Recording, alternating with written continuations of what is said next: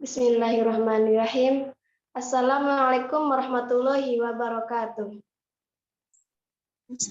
Waalaikumsalam warahmatullahi wabarakatuh. Waalaikumsalam warahmatullahi wabarakatuh. Alhamdulillahi nasta'inuhu wa nastaghfiruh wa na'udzu billahi min syururi anfusina wa min sayyiati a'malina may yahdihillahu fala mudhillalah wa may yudhlil fala hadiyalah. Asyhadu an la ilaha illallah wahdahu la syarikalah wa asyhadu anna Muhammadan abduhu wa rasuluh la nabiyya ba'dah. Amma ba'du. Yang saya hormati guru kita semuanya, yaitu Ustadz Ahmad Khairul Anam, yang mudah-mudahan beliau ditambah derajatnya, ditambah kemuliaannya, dan mudah-mudahan diangkat derajatnya. Amin ya rabbal alamin. Dan tak lupa juga kepada para peserta kajian pada malam hari ini, yang mudah-mudahan kita semuanya diberkahkan hidup kita. Amin ya rabbal alamin. Hadirin sekalian, saya akan mengajak kepada para antum semuanya, mari kita panjatkan puja serta puji syukur kehadirat Allah Subhanahu wa taala yang mana telah memberikan kepada kita beribu-ribu nikmat, bahkan tak terhingga nikmatnya. Di antaranya nikmat iman, Islam, serta ihsan. Salawat serta salam semoga selalu tercurah limpahkan kepada baginda alam kita, yakni Habibana Syafi'ana wa Maulana Muhammad sallallahu alaihi wasallam. Baik, izin perkenalkan diri, saya Dewi Anggreni. Insya Allah saya akan memandu jalannya acara kajian pada malam hari ini. Baik, sebelum kita masuk ke acara inti, mari kita buka acara ini dengan melafalkan ayatul basmalah. Bismillahirrahmanirrahim. Baik, selanjutnya tilawah Al-Quran yang akan dibacakan oleh Ustadz Irgi. Kepadanya dengan hormat saya persilahkan.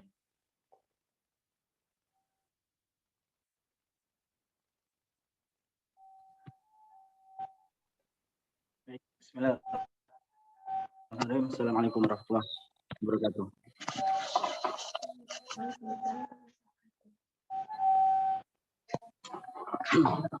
Assalamualaikum warahmatullahi wabarakatuh.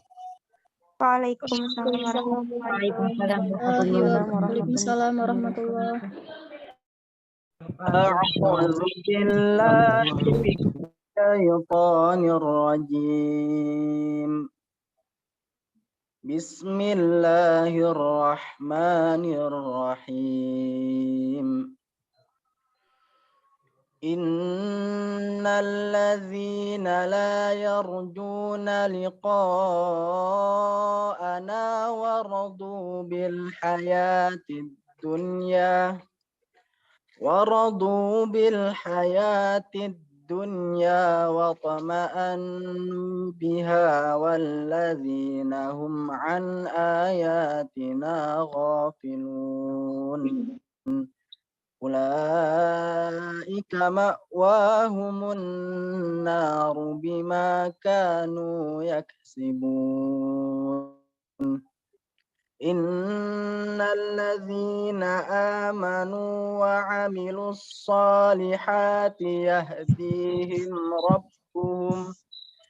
يهديهم ربهم بإيمانهم تجري من تحتهم الأنهار في جنات النعيم دعواهم فيها سبحانك اللهم وتحيتهم فيها سلام وآخر دعواهم عن الحمد لله رب العالمين. Shadaqallahul azim. Assalamualaikum warahmatullahi wabarakatuh. Waalaikumsalam. Waalaikumsalam warahmatullahi wabarakatuh. Alhamdulillahirrahmanirrahim. Syukran kasihan pada Ustadz Idgi yang telah membacakan tilawah Al-Qur'annya. Semoga beliau mendapatkan pahala dan ilmunya kepada kita semua. Selanjutnya, sebelum membacakan tema atau membahas kepada agenda inti, saya meminta kepada seluruh peserta kajian pada malam hari ini, tolong untuk dimatikan mikrofonnya dan usahakan untuk kameranya dibuka. Baik, terima kasih. Baik, selanjutnya yaitu kita masuk ke acara inti, yaitu materi dari Ustadz Anam dengan tema kepada Ustadz Ahmad Khairul Anam, kepadanya dipersilakan.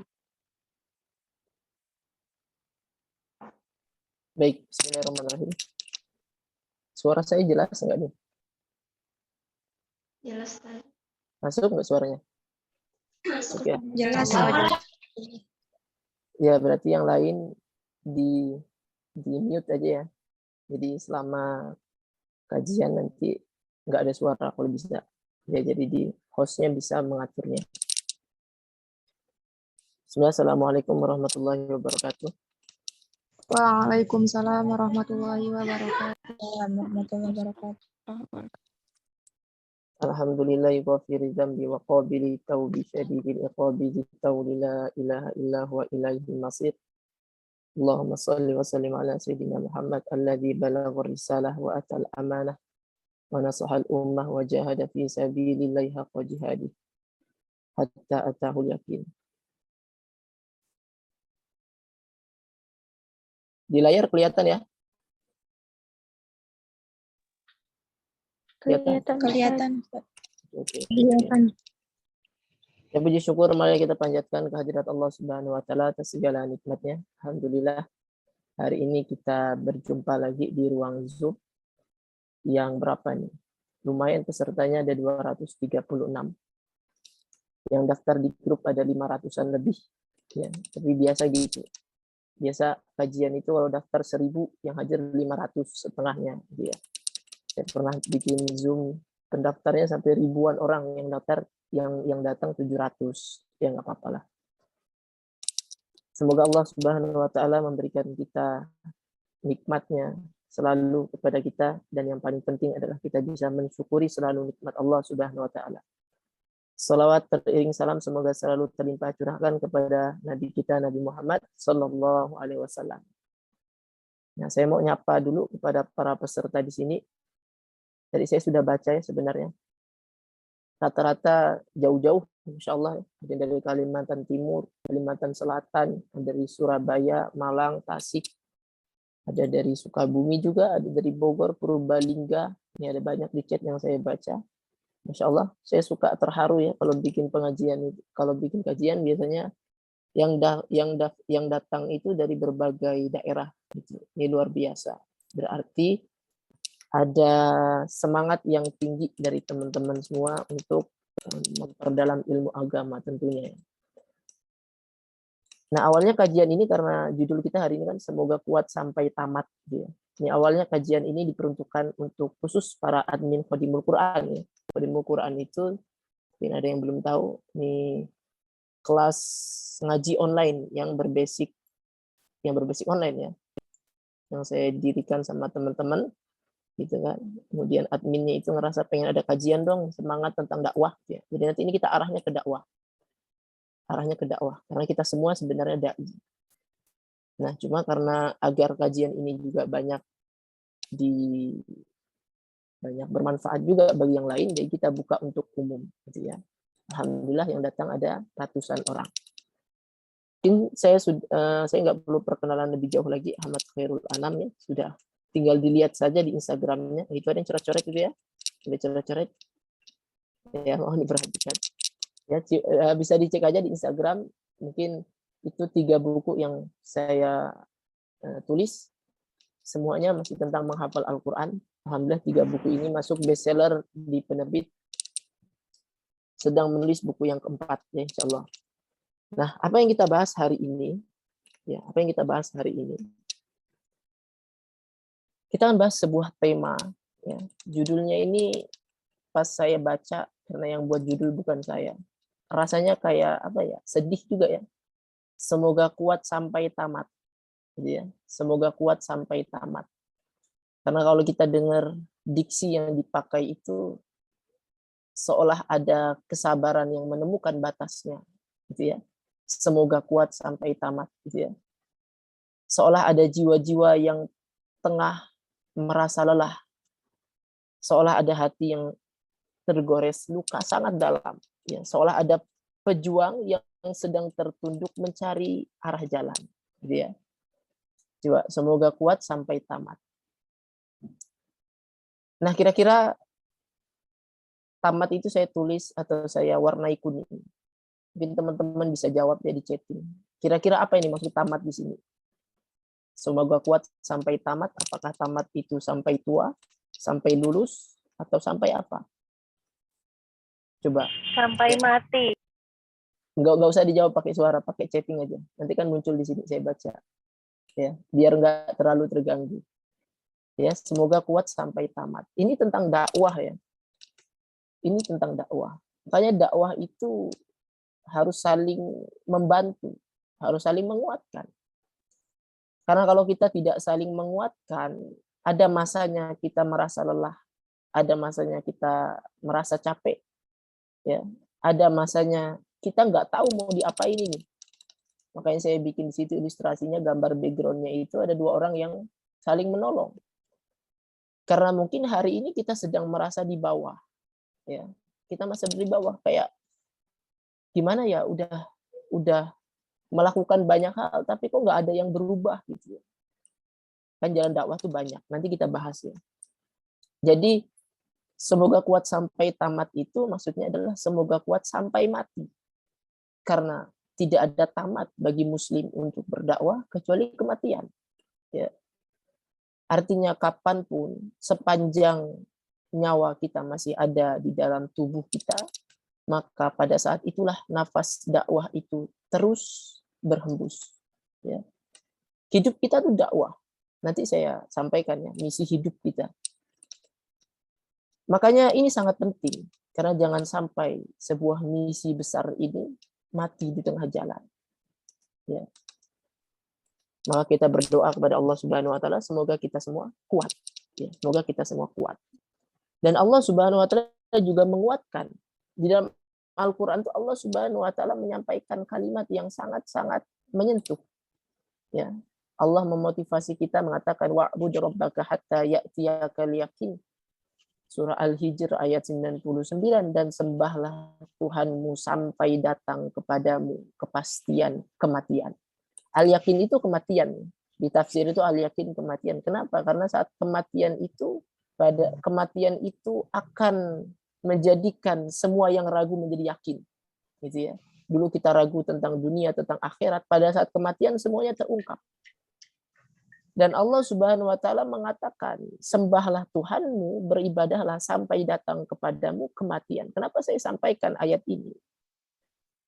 Karena kalau kita tahu surah Al-Hijr ini surah yang menceritakan tentang awal mula penciptaan hidup kita.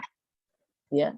Coba ada tuh surah Al-Hijr itu tentang ketika Allah Subhanahu wa taala pertama kali menciptakan manusia dari tanah, kemudian ditiupkan ruh, kemudian iblis suruh bersujud, kemudian iblis tidak mau bersujud. Kemudian iblis berjanji, ya, iblis berjanji tidak akan pernah berhenti mengganggu dan menjatuhkan manusia sampai mati. Ya. Qala rabbi bima awaitani la uzayyinanna lahum fil ardi wa la ughwiyannahum ajma'in. Ada di tengah-tengah surah Al-Hijr ini. Kemudian cerita tentang janji iblis untuk menjatuhkan manusia. Allah Subhanahu wa taala melanjutkan tentang perjuangan dakwah Nabi Muhammad SAW. Ini bagian akhirnya. Fasda' bima tu'maru wa a'rid 'anil musyrikin. Ya. fasda' bima tu'maru wa'rid 'anil musyrikin. Apa coba itu? Sampaikanlah dakwah apa yang diperintahkan kepadamu dan berpalinglah dari orang-orang musyrik. Inna kafainakal mustahzi'in, karena sesungguhnya kamilah yang akan memeliharamu dari orang-orang yang mengejek. Nah, kalimat yang keren itu ketika Allah Subhanahu wa taala mengatakan walaqad na'lamu annaka yadhiqu sadruka bima yaqulu. Sesungguhnya kami tahu, kata Allah Subhanahu wa taala. Kami tahu bahwasanya yadhiqu sadruka, dadamu itu terasa sempit bima yaqulun, terhadap karena apa yang dikatakan oleh orang-orang musyrik. Karena kita tahu kisah Nabi Muhammad SAW. Nabi Muhammad itu mendapatkan cacian, cemoohan, ejekan, ya, bahkan juga fisiknya disakiti. Ya. Sempit dada yang dirasakan Nabi Muhammad SAW. Tapi Allah tahu itu. Allah sampai katakan, walaqad na'lamu, sungguh kami sudah tahu tentang itu. Annaka yadhiqu sadruka bima yaqulun, dan apa kata Allah? Fasabbih bihamdi rabbika, bertasbihlah kepada Tuhanmu. Wa kum minas sajidin, dan jadilah orang-orang yang tetap sujud. Ya. Fasabbih bihamdi rabbika wa kum minas sajidin, maksudnya istiqomahlah dalam dakwah ini. Dan kalimat terakhirnya ayat 99 yang saya cantumkan di sini, wa'budu rabbaka hatta ya'tiyakal yakin, dan sembahlah Tuhanmu sampai mati. Jadi ternyata konteks wa'bud di sini bukan hanya ibadah mahdhah saja, tapi juga dakwah. Ya, dakwah. Seolah-olah Allah pengen mengatakan kepada kita, tetaplah berada di atas jalan dakwah ini sampai mati. Dan harus kuat. Ya. Karena bagaimanapun dakwah itu jalan hidup kita. Ya. Dakwah itu jalan hidup kita. Ya, kadang kita bertanya, mengapa sih kita harus berdakwah? Apakah berdakwah itu cuma wajib bagi orang-orang tertentu? Bagi ustadz, bagi kiai, bagi nabi, bagi para nabi, para rasul. Gitu kan? Ternyata enggak seperti itu. Ya, ternyata tidak seperti itu. Mengapa kita harus berdakwah? Karena inilah misi hidup. Ya, ini saya sampaikan, misi hidup saya mulai dari awal banget supaya kita tahu, supaya kita sadar bahwa jalan ini penuh dengan kemuliaan. Jadi kalau kita bicara tentang misi hidup, saya menyimpulkan, ya, disampaikan juga di dalam Al-Quran bahwa ada 3 besar misi hidup. Ada 3 poin tentang misi besar hidup kita di dunia ini. Jadi Allah tuh nyiptain kita di dunia buat apa sih? Gitu. Ya, misi hidup kita apa sih? Gitu. Nah, ini saya tulis di sini. Kalau mau catat, silakan catat. Ada dalilnya juga. Yang pertama, kita sudah hafal semua bahwa misi hidup kita adalah beribadah. Wa ma khalaqtul jinna wal insa illa liya'budun. Itu ya, beribadah. Surah Az-Zariyat ayat 56. Jadi gampang, menghafalnya gampang. Misi hidup kita itu 3. 1 beribadah, 2 menjadi khalifah, yang ketiga berdakwah. Ini sama ya. Belakangnya semua. Beribadah, khalifah, berdakwah. Supaya gampang diingat. Ya, memang ini yang disampaikan oleh Allah Subhanahu wa taala. Misi hidup yang pertama beribadah, ini urusan kita dengan Allah Subhanahu wa taala. Ini hubungan kita dengan Allah Subhanahu wa taala. Meskipun nanti saling berkaitan. Menjadi khalifah juga beribadah, berdakwah juga beribadah. Sama nanti, berkaitan juga. Kemudian misi besar hidup kita yang kedua adalah menjadi khalifah. Wa idh qala rabbuka lil malaikati inni ja'ilun fil ardi khalifah. Sungguh kami akan menjadikan, kami berkata kepada manusia, sesungguhnya kami akan menjadikan manusia itu sebagai khalifah di bumi. Kalau ibadah itu hubungan seorang hamba dengan Tuhannya, maka khalifah itu penekanannya pada hubungan kita kepada semesta ini. Apa yang kita lakukan kepada semesta ini? Manfaat apa yang sudah kita berikan kepada manusia lainnya, kepada alam ini, kepada seluruh makhluk Allah Subhanahu wa taala. Itu khalifah, pemakmur bumi, gampangnya gitu. Ya, kalau beribadah tadi penekanannya kita kepada Allah. Kalau khalifah itu penekanannya kita dengan semesta ini. Dan ternyata misi hidup kita yang ketiga itu adalah berdakwah. Nah, ini penekanannya adalah kita dengan agama Allah, apa yang mau kita lakukan atau karya apa yang sudah kita persembahkan untuk agama Allah Subhanahu wa taala. Itu yang berdakwah. kuntum khaira ummatin ukhrijat linnasi ta'muruna bil ma'rufi wa tanhauna 'anil munkari wa tu'minuna billah. Itu dalilnya lengkap di situ ya, Al-Imran ayat 110. Jadi kita hanya disebut oleh Allah Subhanahu wa taala menjadi umat terbaik saat kita berdakwah. Termasuk secara pribadi kita disebut oleh Allah Subhanahu wa taala baik kalau kita berdakwah. Kalau tidak berdakwah, maka sebenarnya kita tuh tidak disebut baik oleh Allah Subhanahu wa taala. Ya, jadi ini harus kita pahami dulu bahwa misi besar hidup kita di dunia itu adalah untuk beribadah. Yang kedua sebagai khalifah dan yang ketiga adalah berdakwah. Maka dakwah itu bukan profesi, bukan profesi. Ya. Dakwah itu bukan profesi karena profesi apapun harus berdakwah. Mau kita tukang becak misalnya saya, atau kita ini adalah kerja kantoran, atau dokter, tentara, polisi, siapapun kita, maka kita harus mengambil peran sebagai da'i. Karena da'i itu misi hidup setiap orang. Ya, misi hidup setiap orang. Ini misi hidup kita. Nanti saya bahas dakwah itu apa maksudnya. Ya, maka saya tulis di sini dakwah itu bukan profesi, tapi dakwah adalah sebuah misi. Ya, sebuah misi bukan hanya bagi para nabi, tapi misi bagi setiap diri. Coba. Jadi yang mengemban tugas dakwah itu bukan orang-orang tertentu. Ya, bukan. Bukan cuma para nabi, bukan cuma para rasul, bukan cuma para ustadz, bukan cuma para kiai, bukan cuma para guru. Karena dakwah itu adalah misi bagi kita, bagi setiap diri. Gitu ya. Mohon yang baru gabung kayaknya suaranya masih. Nah, tolong dibantu sama hostnya ya untuk mengkondisikan suara-suara yang keluar. Ya. Masih ada suara? Maaf. Ya. Mohon maaf ini suara.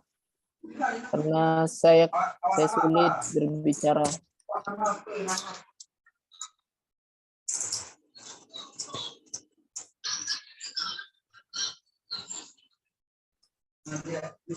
Ya. Halo. Suaranya terlalu mengganggu. Ya, jadi dakwah itu bukan profesi, tapi dakwah itu adalah sebuah misi hidup. Ya, misi hidup. Ya, misi hidup bukan hanya para nabi, tapi misi bagi kita semua.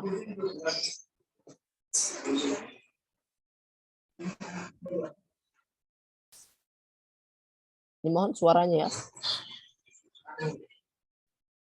Hostnya bisa tolong dibantu di mute semuanya. Ini kalau dari host kan bisa di mute semua.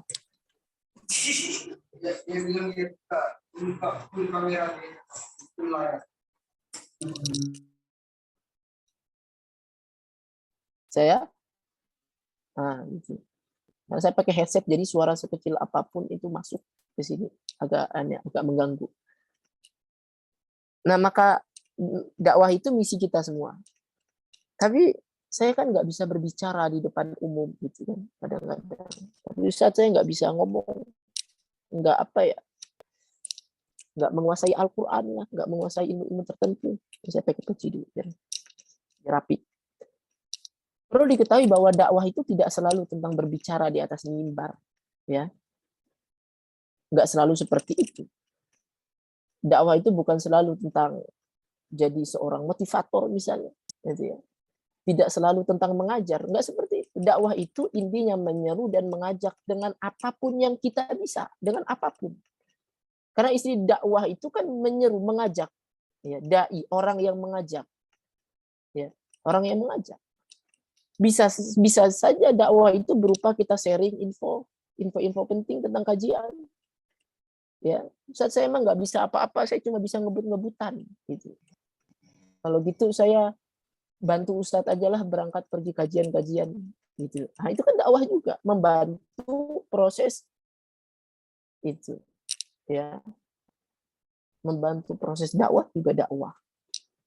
Dakwah juga misalnya, saya emang nggak bisa apa-apa, saya cuma bisa bikin desain, kemampuan saya itu.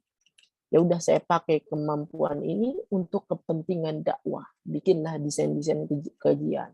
Satu saat yang pengen kajian silahkan, saya yang bantu bikin desainnya. Itu. Ya. Dakwah itu sederhana sebenarnya, sederhana. Sekedar kita ngajak kepada teman-teman kita, yuk sholat udah azan nih, itu dakwah. Jadi jangan kira dakwah itu pekerjaan seorang ustadz yang susah ini mah. Enggak seperti itu. Dakwah itu sesederhana itu. Bahkan karena ini kajian untuk para admin Khadimul Quran kan aslinya. Menjadi admin itu dakwah yang luar biasa. Ya, coba bayangkan. Ada admin kebaikan di sana. Misalnya admin tentang menghafal Al-Quran. Tentang one day one juice misalnya. Atau menghafal surah-surah tertentu. Kita adminnya di sana. Maka kita sudah terlibat dalam kebaikan yang sangat luar biasa. Dan itulah dakwah. Karena esensi dari dakwah itu adalah mengajak orang ketemu sama Allah. Ya, mengajak orang supaya kenal sama Allah Subhanahu wa taala, maka semua jalan yang kita arahkan kepada itu, itulah nilai dakwah di sana. Ya. Di Al-Qur'an juga diceritakan ada orang laki-laki biasa, gitu ya. Nah, saya tulis di sini laki-laki biasa yang mulia karena dakwah. Namanya Habib An-Najjar. Jadi kita nggak tahu di mana kisah ini. Karena nama ini muncul di dalam tafsir. Ya, kalau baca kisah Habib An-Najjar itu nanti baca tafsir surah Yasin ayat 13 sampai 27. Ada banyak versi cerita, tapi pendapat yang kuat mengatakan namanya adalah Habib An-Najjar. Walaupun nggak penting sebenarnya namanya. Karena Allah Subhanahu wa taala tidak menyebutkan namanya, menunjukkan bahwa laki-laki ini laki biasa.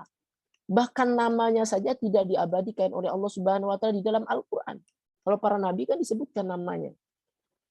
Ya, kisahnya ada, namanya ada. Tapi laki-laki ini kisahnya ada, namanya nggak ada. Karena Allah pengen ngasih tahu kepada kita, nggak penting namanya. Nggak penting namanya. Tapi lihatlah betapa mulianya laki-laki ini karena berdakwah. Tahu nggak kisah ini? Ya. Kisah ini nanti kaitannya sama kisah Ashabul Qaryah. Kalau dari ayat 13 itu kan mulainya wadrib lahum mathalan ashabal qaryah. Singkat cerita, Ashabul Qaryah itu satu penduduk negeri. Wallahu alam di mana. Di tafsir dijelaskan banyak, tapi saya nggak nyebutkan tempatnya. Diutus kepadanya satu rasul, mereka mendustakan. Kemudian ditambah lagi rasul yang kedua, mereka mendustakan. Allah tambah lagi fa'azzazna bitsalisin. Sampai 3 rasul mereka tetap mendustakan. Ya, adalah satu laki-laki yang percaya sama rasul ini, dia beriman. Tukang kayu malahan diceritakan di situ, Habib An-Najjar namanya. Orang yang tidak terkenal, laki-laki biasa. Suatu ketika 3 rasul ini mau dibunuh sama kaumnya. Ya, karena biasa zaman dulu tuh Bani Israel itu biasa membunuh para nabi. Maka Habib An-Najjar itu datang tergesa-gesa mengabarkan wajah rajulun min aqsal madinati yas'a. Nah, rajulun inilah Habib An-Najjar. Allah cuma mengatakan seorang laki-laki. Datanglah seorang laki-laki min aqsal Madinah, dari pinggiran kota, dari ujung kota, dari desa yang sangat terpencil. Yas'a, dia buru-buru. Apa yang dia katakan? Qala ya qaumi tabi'ul mursalin. Wahai kaumku, ikutilah Rasul itu, ikutilah. Dia cuma bilang gitu doang. Dakwah dia hanya mengatakan, ikutilah Rasul ini. Dan kita bisa lakukan itu semua. Ittabi'u man la yas'alukum ajra wa hum muhtadun. Penjelasannya panjang. Ikutilah orang-orang atau rasul-rasul yang tidak pernah meminta imbalan kepada kalian. Wa hum muhtadun. Sesungguhnya mereka mendapatkan petunjuk. Jadi kisahnya, background kisahnya itu kayak gini. Ini ada laki-laki namanya Habib An-Najjar. Dia baru masuk Islam. Ya gampangnya gitu. Dia dapat dakwah dari Rasul itu, kemudian dia masuk Islam. Wah, bagus ini ajaran yang benar. Tiba-tiba, belum lama setelah itu, dia dengar kabar bahwa Rasul yang tadi mengajak dia itu mau dibunuh. Maka dia cepat-cepat lari kepada umatnya, mengatakan jangan bunuh. Ikuti Rasul itu karena dia orang yang benar. Buktinya, dia nggak minta imbalan sama kalian kan gitu. Mereka ikhlas, Rasul ini ikhlas tulus mengajak kepada kebenaran. Gitu. dijelaskan panjang lebar sama Habib An-Najjar, a'attakhidhu min dunihi alihatan iyuridnir rahman, gitu ya. Sampai selesai. Jadi kalau bahasa kita tuh, ayo ikut kajian ini, ayo ikut ustadz ini, bagus loh gitu. Kita akan mendapatkan banyak faidah. Jadi cuma itu yang dilakukan Habib An-Najjar. Dia tidak pernah dakwah seperti misalnya para ustadz sekarang yang berbicara di atas mimbar, berkhutbah. Enggak, dia tidak melakukan itu. Dia cuma bilang kepada umatnya, ikutilah kaum ini atau ikutilah Rasul ini. Ya, lalu apa yang dilakukan umat tersebut? Habib An-Najjar ini dibunuh. Ya, di tafsir dijelaskan, dia diinjak-injak, dia dikeroyok sama penduduk negeri itu sampai perutnya itu terburai. Coba bayangkan. Ya, perutnya terburai. Dia dibunuh karena mengajak orang kepada kebaikan, berdakwah tapi dibunuh sama orang. Tapi Allah Subhanahu wa taala menjanjikan sesuatu yang sangat luar biasa. Saya kalau baca kisah ini nangis sebenarnya. Karena Allah Subhanahu wa taala mengatakan, sebelum dia mati dia sempat mengatakan ini, kata Habib An-Najjar, "Inni amantu bi rabbikum fasma'un." Sesungguhnya aku beriman kepada Tuhan kalian, fasma'un, dengarkanlah. Gitu. Jadi sebelum dia mati dia bilang kayak gitu, "Wahai umatku, saksikanlah bahwa aku sudah beriman." Dan Allah Subhanahu wa taala mengatakan apa? Begitu dia mati, diangkat nyawanya oleh Allah Subhanahu wa taala, kata Allah, "Qila dukhulil jannah." Masuklah engkau kepada surga. Ya. Qala ya laita qaumi ya'lamun. Jadi kalau orang yang mati syahid itu kan sesungguhnya mereka tidak mati. La tahsabanna alladziina qutilu fi sabilillahi amwata bal ahya'un, mereka hidup. Habib An-Najjar ini hidup di dimensi yang lain. Dia nggak mati. Kata Allah, masuklah engkau ke dalam surga. Allah yang bilang langsung. Qila dukhulil jannah, dikatakan kepadanya, masuklah engkau ke dalam surga. Padahal ini orang yang baru masuk Islam. Sebenarnya gitu ya. Baru menerima dakwah, dia beriman. Langsung dia menunjuki kaumnya, ayo ikuti orang ini. Dia orang yang benar. Ini Rasul yang benar. Dia mati langsung, kata Allah, masuklah engkau ke dalam surga. Dan Habib An-Najjar mengatakan, ya laita qaumi ya'lamun, seandainya umatku itu tahu. Seandainya kaumku itu tahu, bukan umatnya kaum. Kenapa? Karena Habib An-Najjar itu tulus. Dia pengen kaumnya itu mendapatkan petunjuk. Jadi saat dia mendapatkan kemuliaan itu, dia masih berharap kaumnya itu mengetahui kisah ini. Tahu tentang apa? Bima ghafarali rabbi wa ja'alani minal mukramin. Oh, ini saya tulis di sini. Qila dukhulil jannah qala ya laita qaumi ya'lamun bima ghafarali rabbi wa ja'alani minal mukramin. Tentang apa? Tentang Allah Subhanahu wa taala yang menghapus dosa-dosaku dan menjadikanku orang yang mulia. Jadi ternyata jalan dakwah itu jalan yang ujungnya adalah ampunan dan kemuliaan dari Allah Subhanahu wa taala. Maka semoga kita kuat sampai mati berada di jalan ini, karena jalan ini akan mendatangkan ampunan dan kemuliaan dari Allah Subhanahu wa taala. Ya. Dan yang menarik lagi, kalau kita lanjutkan kisah ini, surah Yasin ya. Kita hafal insyaallah. Wa ma anzalna ala qaumihi min ba'dihi min jundin minas sama wa ma kunna munzilin, kata Allah apa? Dan tidaklah kami turunkan kepada kaum dia itu yang tadi kaumnya setelah kematiannya min jundim, dari tentara-tentara. Kami enggak turunkan tentara-tentara lagi. Wa ma kunna munzilin, dan memang tidak perlu kami turunkan. Kalau bahasa kita kayak gitu.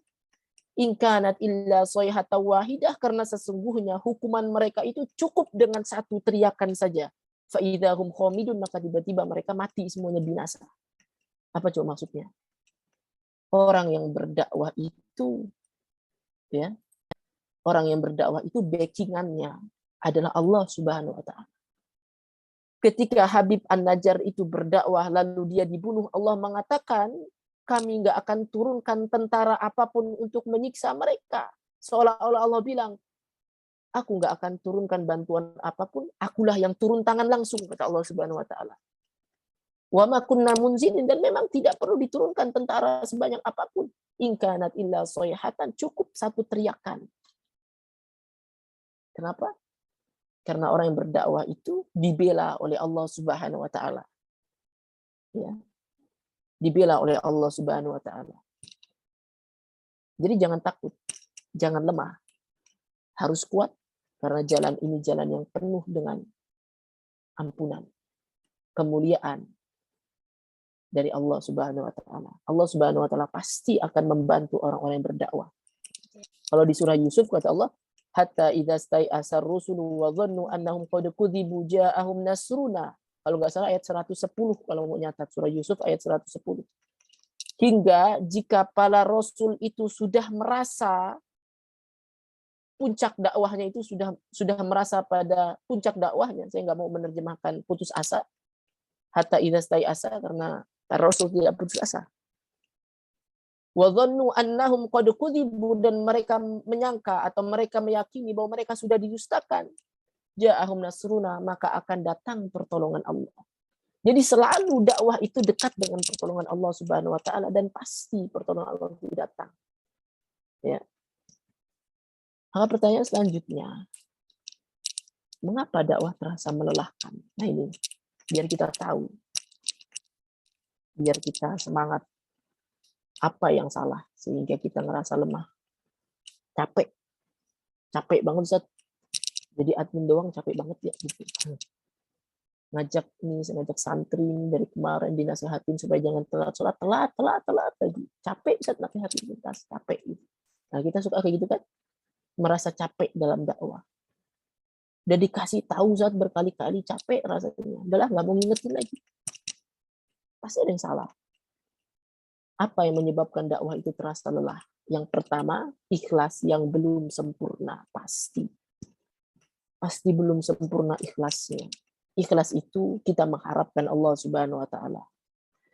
Barangkali selama ini kita berdakwah itu masih mencari pujian, masih mencari populer, masih ingin terkenal. Biasanya gitu. Kita membagikan sebuah tulisan atau dakwah, kalau like-nya sedikit kita menjadi lemah, benar kan? Jadi lemes. Waduh, udah sejam nih like-nya baru 2 gitu kan. Itulah yang menyebabkan dakwah terasa melelahkan karena kita masih mengejar dunia, masih mengejar nilai dunia. Kalau kita mengejar pujian manusia pasti akan melelahkan. Kalau kita mengejar nilai di mata manusia pasti akan melelahkan. Kalau kita mengejar dunia maka seolah-olah kita mengejar fata morgana. Kita nggak akan pernah dapatkan itu, sehingga dakwah ini menjadi terasa lelah. Kita berdakwah supaya orang mendapatkan petunjuk, tapi petunjuk itu ternyata haknya Allah Subhanahu wa taala. Kalau kita paksakan itu lelah, kita capek. Saya sudah dikasih tahu berkali-kali Ustaz, tapi nggak bisa. Udahlah, saya menyerah saja. Nah, kenapa kita menyerah? Karena kita belum ikhlas. Maka berdakwah itu fokus kepada Allah Subhanahu wa taala. Palingkan wajah kita hanya kepada Allah Subhanahu wa taala. Aina ma kuntum tuwallu fasamma wajhallah. Fasamma wajhullah. Dimanapun kalian berada, maka palingkan wajahmu kepada Allah Subhanahu wa taala. Karena di sana ada wajah Allah Subhanahu wa taala. Jadi nggak usah mencari apa-apa. Nggak usah mencari dunia, nggak usah mencari pujian, nggak usah mencari popularitas, nggak usah mencari apapun tentang dunia. Ya, kalau kita fokus kepada Allah Subhanahu wa taala, insya Allah terasa semangat. Ya, kalau kita ikhlasi misalnya, saya kan guru tahfiz santri dan nasihatin berkali-kali suruh murojaah, nggak mau murojaah juga. Tapi fokus saya bukan pada hasil, bukan pada manusia, ya, bukan pada capaian dunia. Fokus saya ya nggak apa-apa lah. Yang penting Allah perintahkan dakwah, saya dakwah terus saja berdakwah. Karena itulah Nabi Nuh mampu berdakwah 950 tahun. Karena yang dia cari Allah bukan manusia. Ya, jadi yang pertama, kenapa dakwah terasa melelahkan? Karena masih belum ikhlas.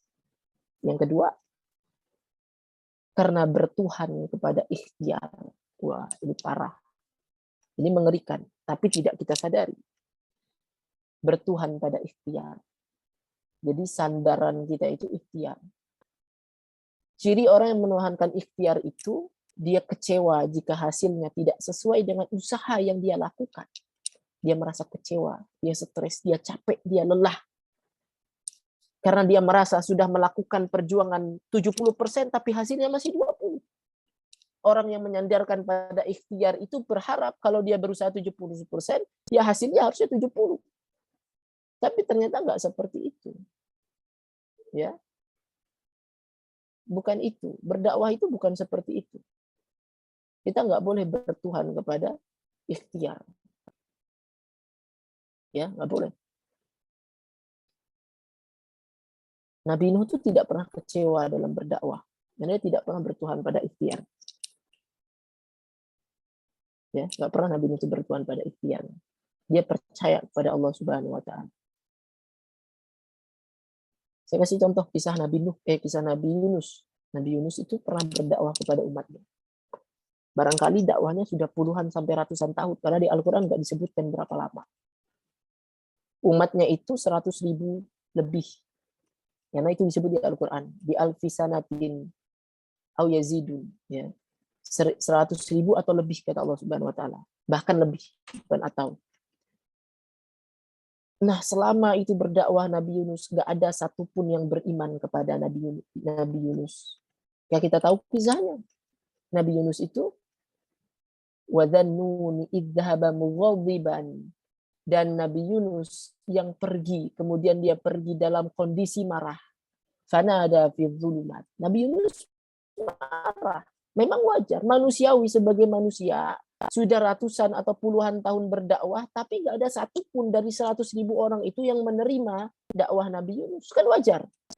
Saya misal jadi ustadz di satu penduduk negeri, penduduk itu berjumlah 100.000, puluhan tahun dakwah, satu pun nggak ada yang nyantol, coba. Kan kecewa kita. Wah, kalau kayak gini mah, mending saya pindah aja lah ke negeri lain. Itulah yang dirasakan Nabi Yunus. Dia pergi, barangkali di negeri sebelah itu ada yang mau beriman. Tapi ternyata Nabi itu nggak boleh seperti itu. Nabi itu kalau mau hijrah harus nunggu perintah dari Allah Subhanahu wa taala. Maka digambarkanlah kondisi Nabi Yunus itu fanada fi dzulumat. Dia berdoa di sebuah kegelapan, berlapis kegelapan, menggambarkan bahwa tidak ada jalan keluar di depan mata. Kata para ulama, 3 lapis kegelapan. Gelapnya perut ikan karena Nabi Yunus dimakan oleh ikan, ditelan. Kemudian gelap, masih ada suara. Kamu tidur ya? Gelapnya perut ikan, kemudian gelapnya lautan, dan gelapnya malam. Ya. Apa yang didoakan? Apa yang Nabi Yunus sampaikan di dalam doanya? La ilaha illa anta subhanaka inni kuntu minadz dzalimin. Tiada Tuhan selain Engkau. Sesungguhnya aku termasuk orang yang zalim. Kenapa ya Nabi Yunus menegaskan kembali kalimat tauhid itu? Tidak Tuhan selain Allah. Padahal Nabi Yunus tidak pernah melakukan kemusyrikan. Karena Nabi Yunus sudah salah saat dia kecewa terhadap umatnya. Kan kita tahu tugas Nabi itu cuma menyampaikan. Ya. Sedangkan hasil itu urusan siapa? Itu kan urusan Allah Subhanahu wa taala. Maka saat manusia kecewa sama hasil, seolah-olah dia mengambil perannya Allah Subhanahu wa taala. Maka kata Allah, la ilaha illa anta, kata Nabi Yunus, la ilaha illa anta, tiada Tuhan selain Engkau ya Allah. Sesungguhnya hasil itu urusan Engkau. Ini ada yang coret-coret ya, mohon tidak mencoret-coret, mengganggu yang lain. Inni kuntu minadz dzalimin, aku ini orang zalim. Subhanaka inni kuntu minadz dzalimin. Ya. Jadi jangan bertuhan pada ikhtiar, karena itu akan menjadikan kita frustasi, kecewa. Ya, frustasi dan kecewa. Tuhan kita adalah Allah Subhanahu wa taala. Allah yang akan menggerakkan hati-hati manusia. Ya, Allah yang akan menggerakkan, bukan kita. Kita nggak punya kemampuan apapun. Tugas kita hanya menyampaikan. Tugas kita hanya memukulkan tongkat, maka yang membelah lautan itu Allah Subhanahu wa taala. Seperti Nabi Musa juga. Nabi Musa itu tidak menyerah. Ya, walaupun umatnya sudah mengatakan innala mudrakun, kita pasti terkejar. Kata Nabi Musa enggak, kala innama ya rabbi sayahdin, Tuhanku bersamaku. Kenapa Nabi Musa tidak merasa lelah ketika itu atau tidak merasa menyerah? Karena dia tidak menuhankan pada ikhtiarnya. Kalau menuhankan pada ikhtiar, pasti kita nyerah di awal dong. Wah, saya mah nggak mungkin bisa membelah lautan pakai tongkat gitu kan. Sama. Kalau kita menyerah, kalau kita menuhankan ikhtiar kita, maka kita akan menyerah.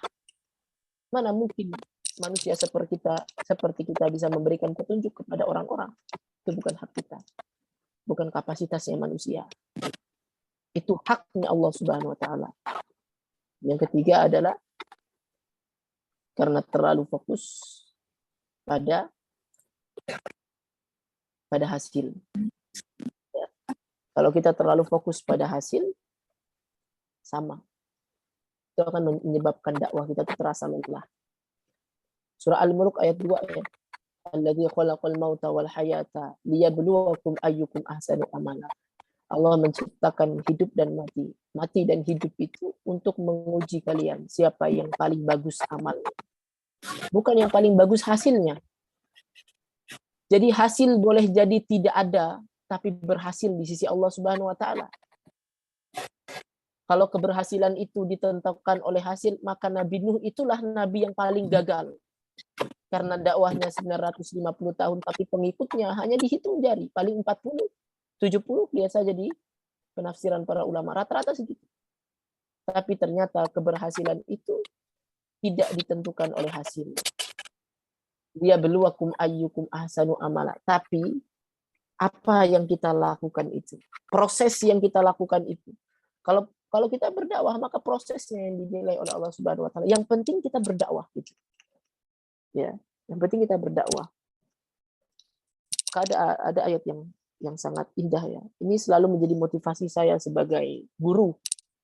Saya guru di sini sering menasihati santri-santri. Kadang-kadang dinasihati sudah 10 kali masih diulang terus. Maka lagi-lagi saya harus mengingat ayat ini.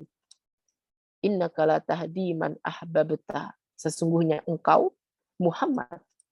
Bayangkan Nabi Muhammad saja ditegur atau dinasihati oleh Allah Subhanahu wa taala. Innaka la tahdi man ahbabta. Sesungguhnya engkau tidak mungkin bisa memberikan petunjuk kepada orang yang bahkan engkau cintai. Walakinnallaha yahdi may yasha. Tapi Allah yang memberikan petunjuk itu, hidayah itu. Jadi kalau dakwah gagal, ya nggak apa-apa gagal. Kalau ngajak orang untuk kebaikan dia nggak mau, ya nggak apa-apa. Tugas kita hanya menyampaikan. Innaka la tahdi, engkau tidak akan pernah bisa memberi petunjuk. Ya, nggak akan bisa. Nabi Muhammad tuh berdoa kepada Allah Subhanahu wa taala sampai menggelisahkan hidup Nabi Muhammad supaya Abu Thalib itu masuk Islam. Tapi ternyata Nabi Muhammad tidak akan pernah bisa memberikan hidayah itu. Makanya ingat, Nabi saja gagal mengajak pamannya beriman. Nabi Muhammad. Ada Nabi yang juga gagal mengajak anak istrinya beriman. Nabi Nuh. Ada Nabi yang gagal mengajak istrinya beriman. Nabi Lut. Ada Nabi yang gagal mengajak ayahnya beriman. Ayahnya loh, orang paling dekat. Ya. Dan kita ini siapa? Merasa semua yang kita dakwahi itu harus dengar kita, ya nggak mungkin. Ya, nggak mungkin. Sekali lagi bahwa bukan wewenang kita. Ya, bukan wewenang kita untuk memberikan hidayah kepada orang. Yang berhak memberikan hidayah itu hanyalah Allah Subhanahu wa taala, maka serahkan itu kepada Allah Subhanahu wa taala, sebab tugas kita hanyalah menyampaikan. In alaika illal balag. Tugas kita hanyalah menyampaikan. Ngajak aja. Ayo setoran. Kalau yang guru tahfiz kan biasa nge-WA. Kalau di Khodimul Quran kan online tuh. Kadang-kadang juga waktu saya masih megang santri di grup. Jangan lupa ya, malam ini jadwal setoran. Ya, grupnya isinya 10, yang read 1. Malam nggak setoran, gitu kan? Ya nggak apa-apa. Tugas kita kan cuma nyampaikan. Orang nggak mau setoran, memang itu urusan Allah Subhanahu wa taala. Lagi-lagi kita harus disadarkan bahwa bukan kita yang memberikan hidayah. Ya, jadi nggak apa-apa. Itu kan bukan urusan kita. Nah, kalau kita fokus pada hasil, seperti poin sebelumnya, itulah yang menyebabkan kita merasa lelah. Ujung-ujungnya, nggak mau lagi ngingetin, capek. Kenapa capek? Karena kita fokus pada ikhtiar, fokus pada hasil. Sekarang, jangan fokus pada itu. Ya. Fokus pada ikhtiar, maksudnya tadi menuhankan ikhtiar. Ya. Itu yang nggak boleh. Fokus pada ikhtiar, hasil itu urusan Allah Subhanahu wa Ta'ala. Ya. Hasil itu urusan Allah Subhanahu wa Ta'ala. Ini ayat harus catat. Ini surah Al-Qasas ya. Saya lupa nulis surahnya di sini. Ayat 56. Ingatlah, tugas Musa hanya memukulkan tongkat. Terbelahnya laut adalah urusan Allah. Sama, kita berdakwah itu cuma memukulkan tongkat saja. Tapi bukan kita yang bisa membelah laut. Bukan kita yang bisa membelah hati orang untuk mau beriman. Untuk mau mengikuti ajakan kita. Tugas kita hanyalah menyampaikan kebenaran. Ya. Hidayah itu urusan Allah Subhanahu wa Ta'ala. Tugas kita menyampaikan kebenaran. Hidayah itu urusan Allah Subhanahu wa Ta'ala. Jadi kalau berdakwah itu tujuannya hasil, kita pasti akan lemah. Kita pasti lelah. Padahal berdakwah itu harus kuat sampai mati. Wa'budu rabbaka hatta ya'tiyakal yakin. Maka bagaimana? Harus kita sadari, ya. Yang pertama, belajarlah untuk tidak dihargai seperti Nabi Nuh. Ini untuk melatih keikhlasan kita. Karena orang kalau tidak ikhlas itu, dia selalu pengen dapat pujian. Maka kita harus belajar tidak dihargai seperti Nabi Nuh. Nabi Nuh tuh kurang apa coba? Nabi gitu loh, nabi. Nabi dari Allah Subhanahu wa Ta'ala. Kemampuan bicaranya, kefasihannya luar biasa. Argumentasinya dibimbing oleh Allah Subhanahu wa Ta'ala. Yang seperti itu pun tidak dihargai oleh manusia. Hari ini kita berdakwah tapi selalu mencari pandangan manusia. Mencari penghargaan dari orang.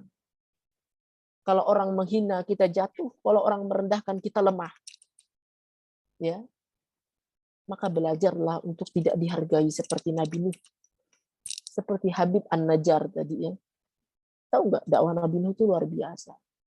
Coba baca surah Nuh itu. Surah Nuh itu surah terakhir yang menceritakan tentang kisah Nabi Nuh. Nabi Nuh banyak diceritakan di Al-Quran dan terakhirnya itu di surah Nuh. Dan surah Nuh itu seperti kesimpulan besar dari kisah Nabi Nuh. Kalau saya baca dari awal tuh pengen nangis rasanya, sedih. Nah isinya pengaduannya Nabi Nuh. Apa yang diadukan sama Nabi Nuh? Qala rabbi inni, wahai Tuhanku, da'autu qaumi laila wa nahar. Sesungguhnya aku sudah berdakwah kepada umatku siang dan malam. Bahkan lailan wa nahar itu malam dan siang. Kenapa Allah dulukan malam? Ada para ulama yang mengatakan jangankan siang, malam pun Nabi Nuh itu berdakwah. Jadi Nabi Nuh bilang, ya Allah, aku ini sudah berdakwah siang dan malam. Sedangkan dakwah kita kan nggak seperti itu. Siang aja cuma 1 jam paling, atau beberapa menit, beberapa part dari hidup kita kan. Tidak full dakwah. Nabi Nuh tuh full hidupnya dakwah siang, dakwah malam, dakwah siang lagi dakwah malam, dakwah lagi istirahat siang, malam berdakwah isinya. Hanya di jeda istirahat makan. Tapi kata Nabi Nuh, falam yazidhum du'ai illa firara. Tapi ya Allah, tidak menambahkan bagi mereka apapun kecuali mereka semakin lari. Kayak sedih. Curhatan Nabi Nuh tuh rasanya nyesek banget. Ya Allah, aku sudah dakwah siang malam. Tapi mereka nggak nerima ya Allah, malahan makin lari. Pernah nggak kita dakwah? Ayo sholat, orang malah kabur gitu. Kan nggak pernah kan? Ya paling-paling kalau kita dakwahnya online, orang nggak read doang kan gitu. Dan itu pun kadang kita sudah terlalu lebay. Apa kata Nabi Nuh selanjutnya?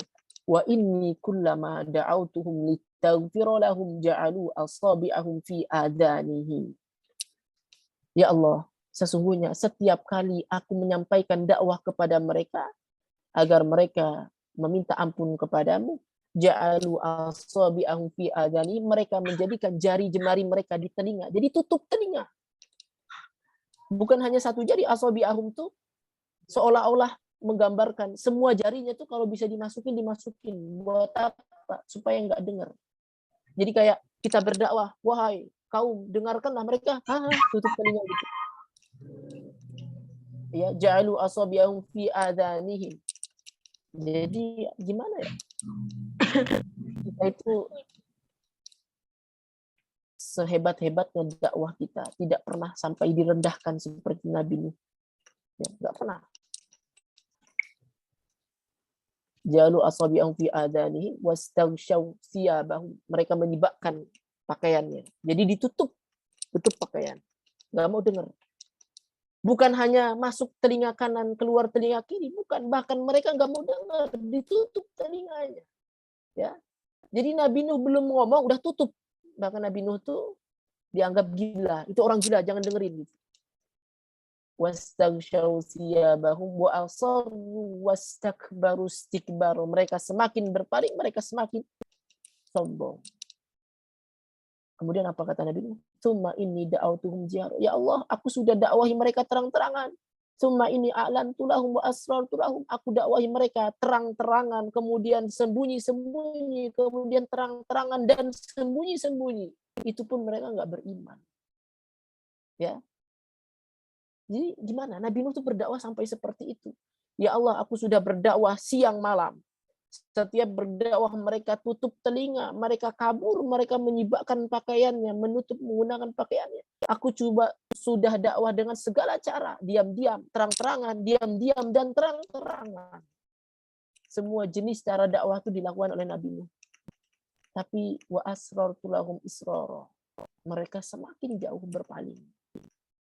Maka kita belajar, manusia biasa, seperti kita harus belajar tidak dihargai seperti Nabi Nuh. Nabi Nuh itu seorang nabi, tapi tidak dihargai. Maka siapalah kita? Hanya manusia biasa. Kenapa kita mencari penghargaan manusia? Ya, kita tidak butuh penghargaan di dunia untuk misi akhirat ini. Benar nggak? Kita tidak butuh penghargaan di dunia untuk misi akhirat ini. Ini kan misi hidup kita. Misi dari Allah Subhanahu wa taala. Ya. Maka harusnya begitu yang pertama. Yang kedua, yakinlah bahwa misi langit ini pasti akan ditolong oleh Allah Subhanahu wa taala. Tadi kisah Habib An-Najjar, ujungnya pertolongan Allah Subhanahu wa taala. Kisah Nabi Nuh, kisah Nabi Yunus, ujungnya kalau kita lanjutin kisah Nabi Yunus tadi, Nabi Yunus mengakui kesalahannya, la ilaha illa anta subhanaka inni kuntu minadz dzalimin. Ya Allah, aku ngaku salah. Bahwa dakwah ini yang aku lakukan harusnya hanya menyampaikan, harusnya tidak sakit hati, tidak kecewa, tidak merasa lemah, tidak marah.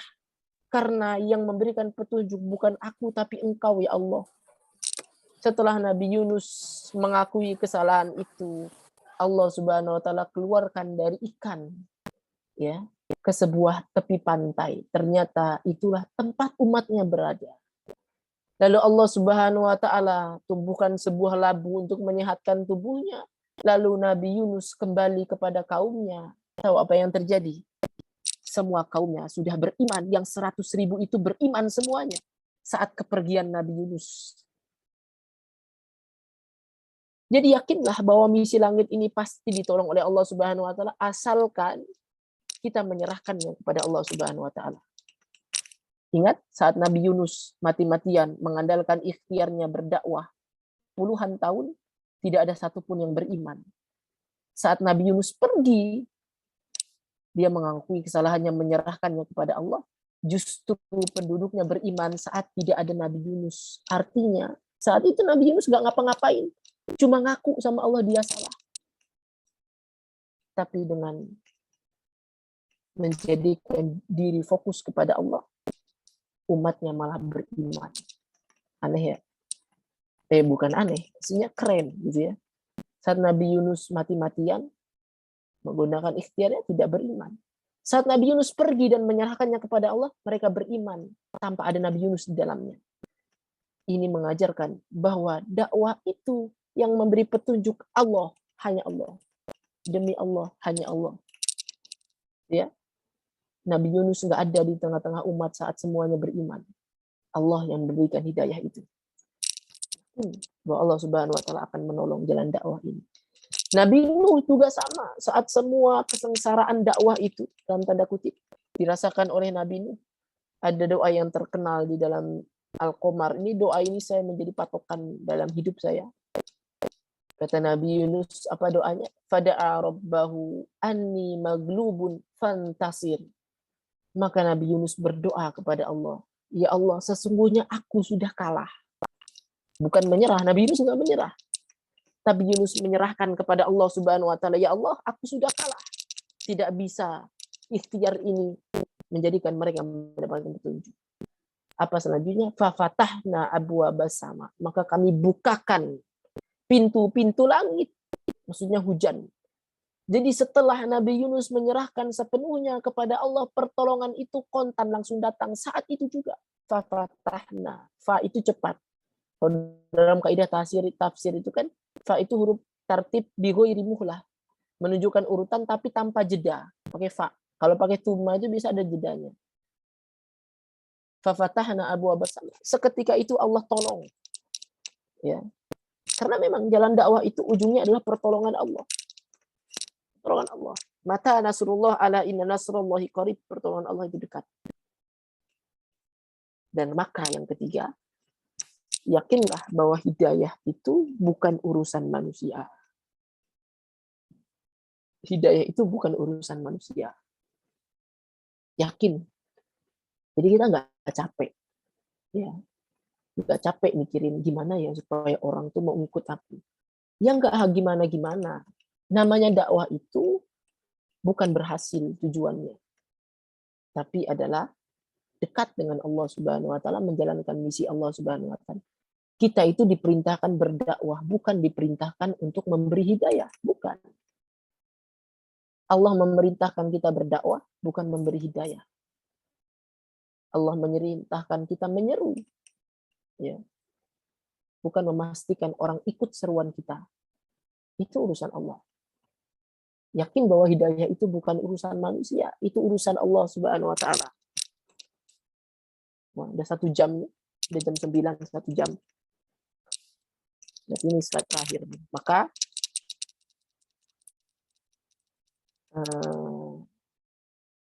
just focus on Allah. Fokus saja sama Allah Subhanahu wa taala. Dan ini kaidah pentingnya. Teruslah berdakwah mengenalkan Allah meski pada akhirnya kita akan dilupakan. Sebab tujuan sejati dakwah itu membesarkan nama Allah. Ya. Ini melatih keikhlasan kita. Jadi teruslah berdakwah mengenalkan Allah. Dakwah saja. Meski pada akhirnya kita akan dilupakan, walaupun kita nggak dipuji, walaupun kita nggak terkenal, walaupun kita nggak populer, walaupun orang akan lupa siapa yang menyampaikan itu. Karena tujuan dakwah itu membesarkan nama Allah, bukan membesarkan nama sendiri. Nah, ini banyak yang salah para dai, banyak terpleset di sini, dan barangkali juga saya harus memperbaiki ini terus. Ada berapa banyak orang yang menempuh jalan dakwah, tapi tujuan besarnya adalah hidupnya sendiri. Dia pengen terkenal, dia pengen populer, dia pengen mendapatkan harta dunia yang banyak, dia pengen mendapatkan kesenangan, pernak-pernik dunia. Ya, dia berdakwah, tapi dia mengenalkan diri sendiri. Padahal dakwah itu adalah mengenalkan Allah Subhanahu wa taala meski akhirnya kita dilupakan. Itu harus dicatat ya. Itu yang harus dicatat. Jadi just focus on Allah. Fokus saja sama Allah Subhanahu wa taala. Maka semoga kita kuat sampai mati. Ya, judul kita kan itu. Semoga kuat sampai tamat. Ya, semoga kuat sampai tamat. Karena ini jalan yang penuh kemuliaan, yang ujungnya adalah bima ghafaroli rabbi wa ja'alani minal mukramin. Ya, Allah Subhanahu wa taala mengampuni kita dan menjadikan kita orang yang mulia melalui misi dakwah ini. Ingat, dakwah itu adalah misi langit, bukan untuk para nabi saja, bukan untuk para ustadz saja, tapi misi bagi kita semua. Maka jangan sampai gagal. Ya. Jangan sampai gagal di tengah jalan. Ada alasannya. Mungkin itu yang bisa saya sampaikan. Silakan selanjutnya bisa ke tanya jawab saja. Ya. Yang jawab. kurangnya saya mohon maaf. Ya. Saya kembalikan kepada moderator. Silakan. Tahu MC-nya ya. Oke, baik. Alhamdulillah. Materi sudah disampaikan oleh Ustaz Anam. Selanjutnya yaitu sesi tanya jawab kepada peserta Zoom kajian pada malam hari ini. Yang ingin bertanya silakan, boleh di kolom chat atau bertanya langsung. Buka mikrofon atau Izin bertanya, Kak. Ya, silakan.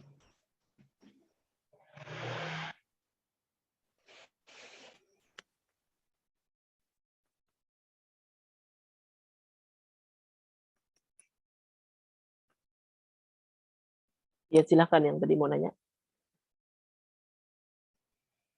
Izin bertanya, Kak. Ustaz. Ya silakan.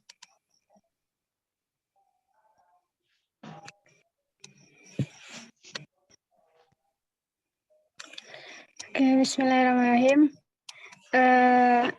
Pertanyaannya, Ustaz, bagaimana dengan seseorang yang ketika ia ingin mendakwahkan saudaranya atau temannya, dan ketika itu saudaranya malah membalikkan dari omongan si pendakwah ini. Semisalnya, kamu nggak boleh kayak gini gitu. Terus yang didakwahin bicara, kan kamu dulu pernah kayak gini gitu. Itu bagaimana menurut Ustadz gitu?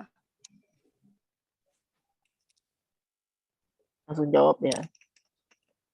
Makanya modal dakwah itu salah satunya adalah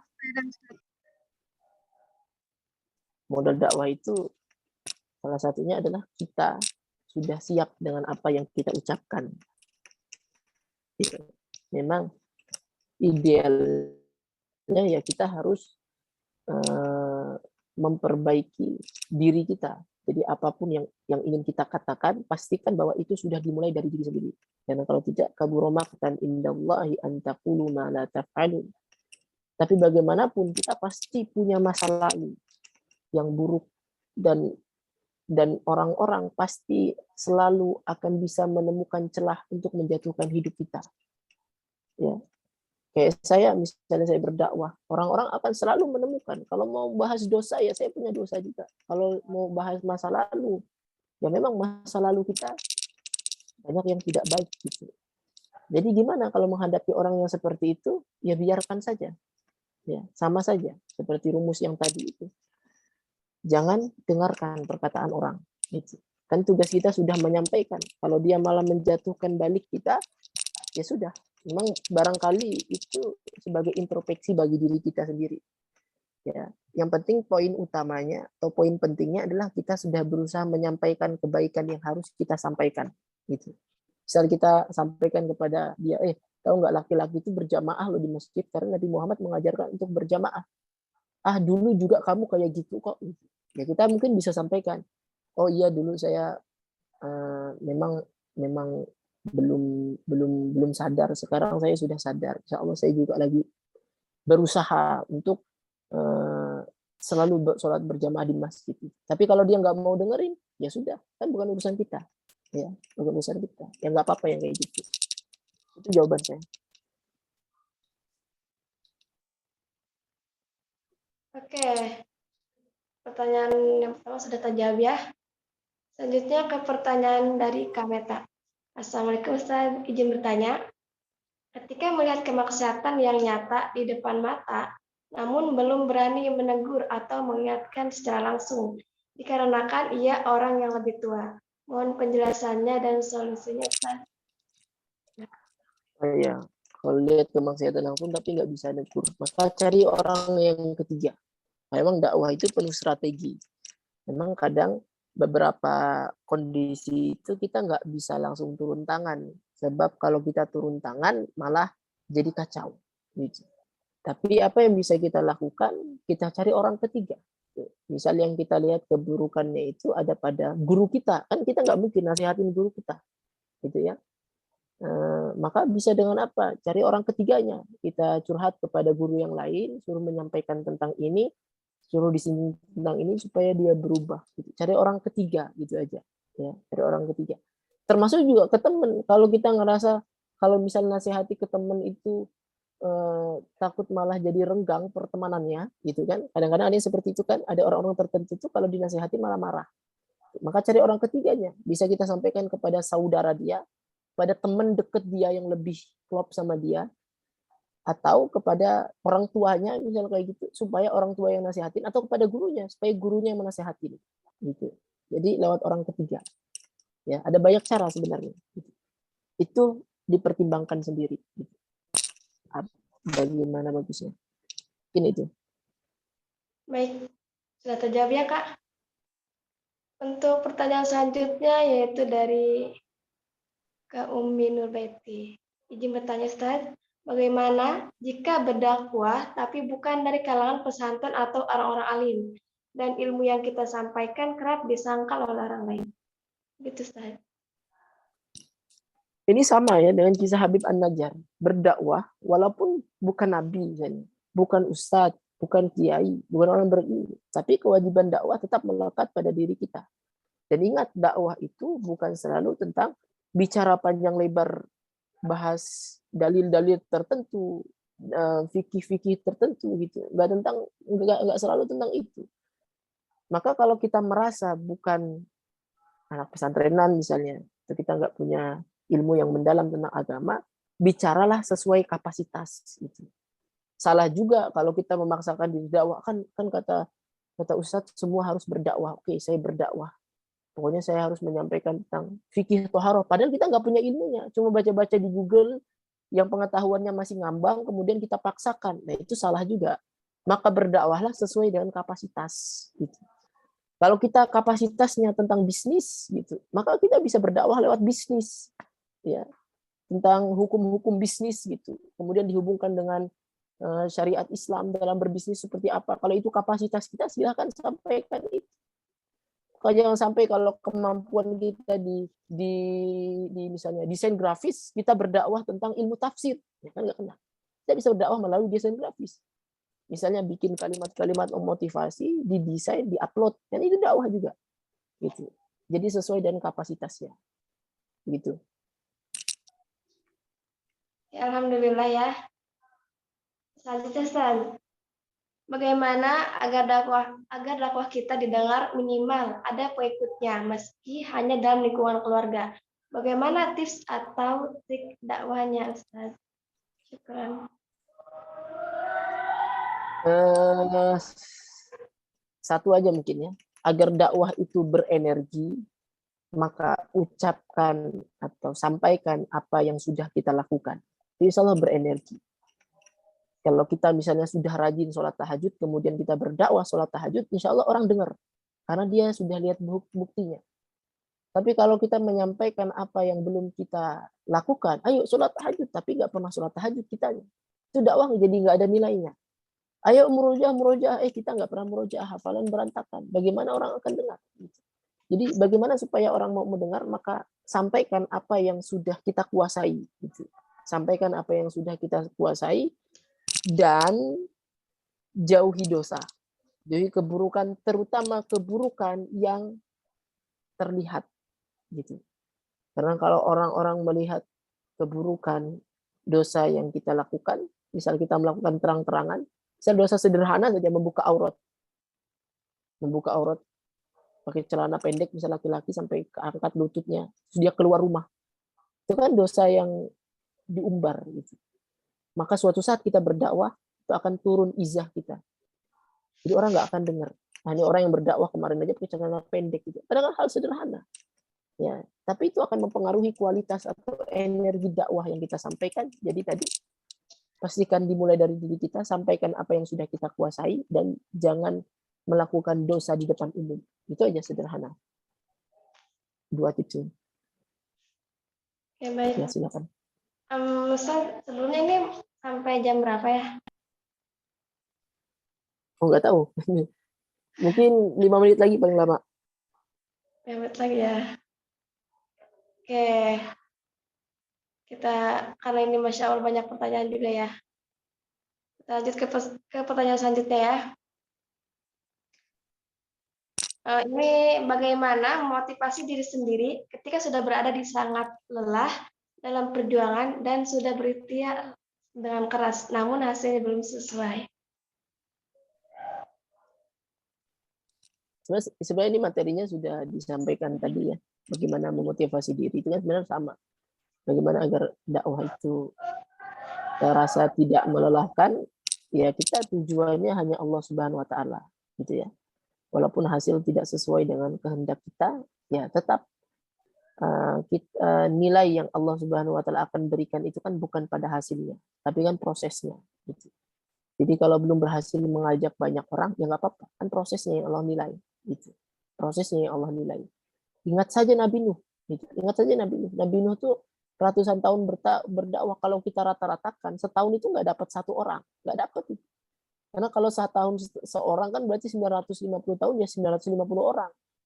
Tapi dalam tafsir itu dijelaskan pengikutnya hanya sekitar 40 orang. Ada juga mengatakan 70 orang, cuma segitu. Ada yang mengatakan cuma beberapa orang dari keluarganya, anaknya, ya, anaknya, terus saudaranya, itu cuma beberapa doang. Tapi apakah Nabi Nuh itu gagal di mata Allah Subhanahu wa taala? Enggak. Bahkan Nabi Nuh itu adalah nabi yang termasuk sukses karena masuk dalam golongan nabi ulul azmi. Ya. Nabi yang berhasil secara gemilang. Tingkat kesabarannya itu sangat tinggi. Nabi Nuh. Jadi barangkali kita nggak berhasil mengajak orang. Tapi kita sudah berhasil memperoleh nilai kesabaran yang besar di sisi Allah Subhanahu wa taala. Dan itu nilai yang lebih besar daripada apapun. Jadi gitu. Dan satu pertanyaan lagi terakhir. Oke. Ini pertanyaan terakhir ya, insya Allah untuk pertanyaan sebelum terjawab bisa jawab di kajian selanjutnya, insya Allah. Oke, pertanyaan yang terakhir. Izin bertanya, Ustaz. Jika berdakwah dalam suatu komunitas atau organisasi, berinteraksi dengan berbagai macam karakter, suatu ketika ukhuwah terasa hilang saat berinteraksi dengan orang-orang dalamnya. Bagaimana cara menepis perasaan ingin menjauh dari dakwah disebabkan menghindari orang-orang dalamnya? Ustaz. Ya, ini dilema dalam dakwah. Bukan hanya dakwah sebenarnya, semua interaksi sosial yang kita lakukan di dunia ini, mau dimanapun posisi kita, pasti akan ada sesuatu yang kita tidak suka. Kalau hanya karena dakwah di sebuah komunitas, kemudian ada sikap-sikap yang tidak kita sukai, kemudian kita menghindar, maka seyakin apa di tempat yang baru, kita akan mendapatkan teman yang baik-baik semua, atau yang sesuai keinginan kita. Ya kan nggak bisa. Kita mau menghindar dari omongan orang, nggak akan pernah bisa. Mau bertemu dengan siapapun, pasti ada yang tidak suka dengan kita. Apalagi kita memilih menghindar dari jalan dakwah. Ini ya. Dan udahlah nggak mau dakwah aja lah. Teman-temannya nggak seru di sini. Ya, nanti kamu pindah ke tempat yang lain, di tempat yang baru, seyakin apa dapat teman yang sesuai. Akan sama saja. Jadi bukan keluar dari masalah. Bukan keluar dari masalah. Jadi apa yang bisa kita lakukan? Ya sabar saja. Ya, sabar saja. Anggaplah itu ujian dakwah. Kalau kita dakwah kan organisasi tidak sepaham dengan teman gitu kan. Wah, kita kadang-kadang kesel atau tidak sepakat dengan sebuah satu kesepakatan gitu. Terus saya nggak sepakat, tapi ternyata pendapat kita tidak didengarkan. Kalau kita memilih pergi, ya selamanya kita tidak akan betah dimanapun. Karena memang seperti itulah jalan dakwah. Jadi nggak apa-apa. Bersabar saja, itu solusinya. Gitu.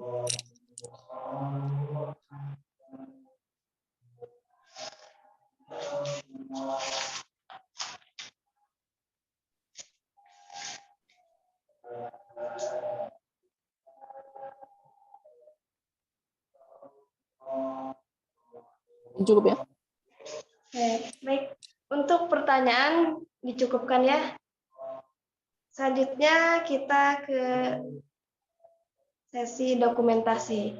Bagi peserta kajian, apakah ada yang menggunakan laptop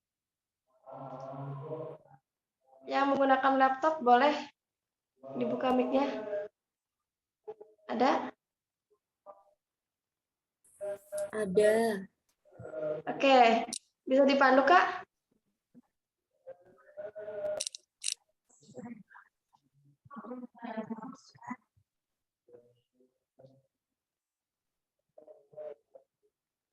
Boleh dihitung ya Kak?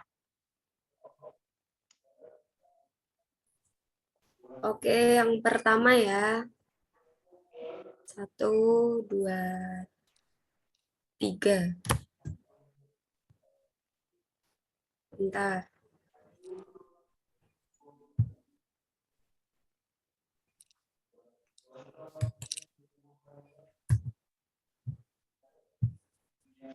Slide kedua. Ada 9 slide ya, teman-teman.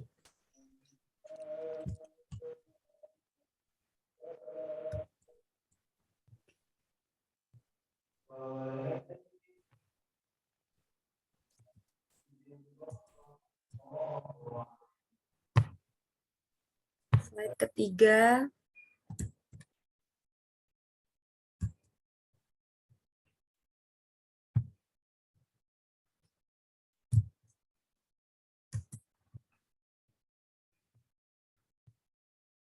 Slide keempat.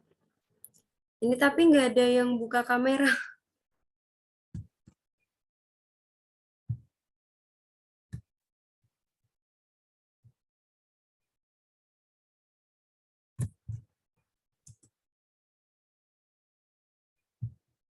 Slide kelima.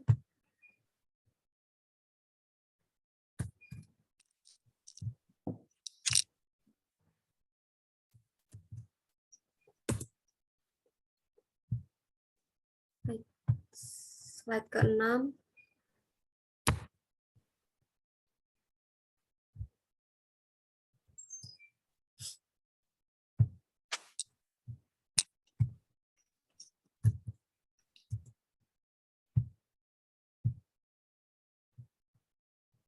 Ke-7.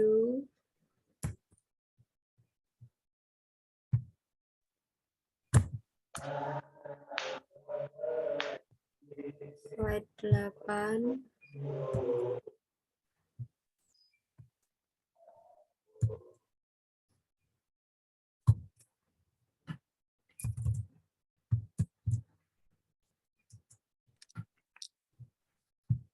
Slide terakhir. Udah. Oke, alhamdulillahirrahmanirrahim. Terima kasih ya Kak. Untuk dokumentasinya nanti boleh dikirim di grup ya Kak. Oke. Selanjutnya kita ke acara yang terakhir yaitu penutup. Sebelumnya saya ingin mengucapkan terima kasih pada Ustadz Ahmad Khairul Anam sebagai pemateri pada malam hari ini. Masya Allah ilmunya sangat bermanfaat buat kita semua. Selanjutnya terima kasih juga buat teman-teman yang sudah ikut partisipasi pada kajian pada malam hari ini. Saya mengucapkan mohon maaf apabila banyak kesalahan dari saya. Baik, kita tutup acara pada malam hari ini dengan melafalkan ayatul hamdalah. Alhamdulillahirrahmanirrahim. Saya sebagai moderator pamit undur diri. Khairukum man ta'allama al-Qur'ana wa 'allama. Assalamualaikum warahmatullahi wabarakatuh. Waalaikumsalam warahmatullahi wabarakatuh. Waalaikumsalam warahmatullahi wabarakatuh. Syukran Kak. Ustaz. Syukran Ustaz. Jangan lupa. Ustaz. Sudah. Ustaz ditunggu kemaskan. Ustaz ditunggu di Maskanul Hufaz. Kalau belum mas, dia harus benar juga. Masih ada nggak? Tapi ada jam ada. Udah nggak ada. Itu kalau di mana kuliah ya? Iya. Namanya siapa? Ustaz Deva, Ustaz Kili, Ustaz Lulu. Sudah siapa lagi? Rabi. Sudah Rabi itu.